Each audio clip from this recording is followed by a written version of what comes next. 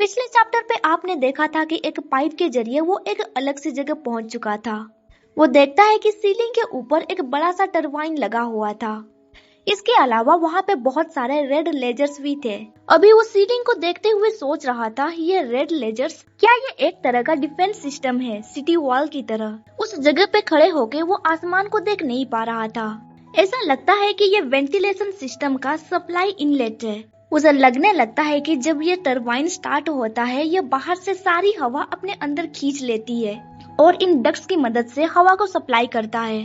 फिर वो एक जगह की ओर देखते हुए सोचने लगता है, क्या ये कंट्रोल पैनल है? जब वो उस जगह के करीब जाता है, वो सोचने लगता है, ऐसा तो नहीं लग रहा। एक बॉक्स के अंदर उसे कुछ लिखा हुआ मिलता है।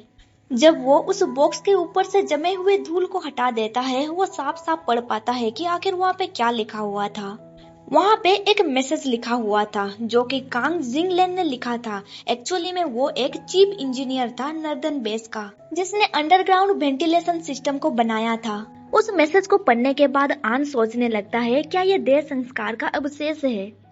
तो इस बॉक्स में उस चीज को रखी गई है जो कभी इंसान हुआ करता था। ये जगह एक ग्रेवयार्ड की तरह था। आन सोचने लगता है, और उस पर्सन ने ये आखिरी शब्द अपने आने वाले पीढ़ी के लिए लिखा है। अगर अप्रोप्रिएटली कहा जाए तो ये एक समाधि लेख है। वहाँ पे आन को 2 और मैसेजेस भी मिलते हैं। ये दोनों message northern bases underground ventilation system के इंजीनियर्स ने लिखा था।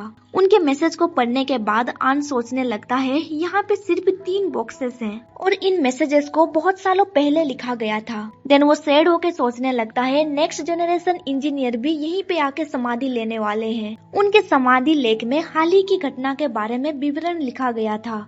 शायद ये आउटर सिटी के पतन के बारे में है या फिर कुछ और। तभी अचानक से टरबाइन चालू हो जाता है, जिसकी वजह से अंदर में बहुत तेज हवा चलने लगती है। आन सोचने लगता है, ये हवा बहुत ठंडी है। इस तेज हवा की वजह से उसके हाइफा टूट जाते हैं। देन वो परेशान होकर सोचने लगता है, मैंने जानबूझ के अपने हाइफा को पाइपों में छोड़ा था आज ए मार्ग, पर अब मेरे हाइफा टूट चुके हैं। अभी उसे समझ में नहीं आ रहा था उसे किस रास्ते से वापस घर जाना चाहिए। वो अपनी कदम पीछे लेने लगता है, जिसकी वजह से उसका टक्कर मेटलिक टेबल से हो जाता है। वो सोचने लगता है, इस मेटल टेबल में अस्थियां हैं, फिर भी मुझे यहाँ पे सेफ महसूस हो रहा है। देन वो एक पाइप के पास जाता है और सोचने लगता है, मुझे अपने हाइफा नहीं मिल रहे हैं। मेरे हाइफा बहुत ही ज्यादा पतले हैं, हवा की वजह से ये बहुत दूर चले गए होंगे। जब वो एक पाइप के अंदर एंटर करता है, वो सोचने लगता है, यहाँ पे बहुत ज्यादा अंधेरा है, इसीलिए वो उस पाइप से बाहर निकल जाता है। उसके आगे पीछे दाएं बाएं टोटल 24 पाइप्स थी और हर पाइप एक अलग ही जगह लेके जाती है। अब उसके पास बस 2 ही चॉइसेस थे, या तो वो जल्दी से दिन निकलने से पहले घर वापस चले जाए, या फिर कल रात वो फिर से कोशिश करेगा, या फिर वो बिल्कुल भी घर वापस नहीं जाए। वो वहीं पे बैठ जाता है और सोचने लगता है, मैं अपना आइडेंटिटी गिव अप कर सकता हूँ। इसके बाद से इस ह्यूमन की दुनिया से आंजी का नाम पूरी तरह से डिसअपियर हो जाएगा और मैं यानी कि मशरूम इन डक्ट्स के जरिए इधर उधर भटक सकता है, चाहे दिन हो या फिर रात। अगर मैं ऐसे ही भटकता रहूंगा तो मैं जल्द ही सूख जाऊंगा, पर इससे पहले मुझे लाइट हाउस पे पहुंचना होगा। देन वो आगे सोचने लगता है, क्या मैं वापस अपने घर जा सकूंगा? उसे इसके बारे में नहीं पता था। देन वो उठकर एक पाइप के सामने जाता है और सोचने लगता है, मेरे सामने 2 पाइपें हैं। मुझे लगता है मैं इस राइट वाले पाइप से आया हूँ, पर मैं श्योर नहीं हूँ। फिर वो उस पाइप के अंदर घुस जाता है।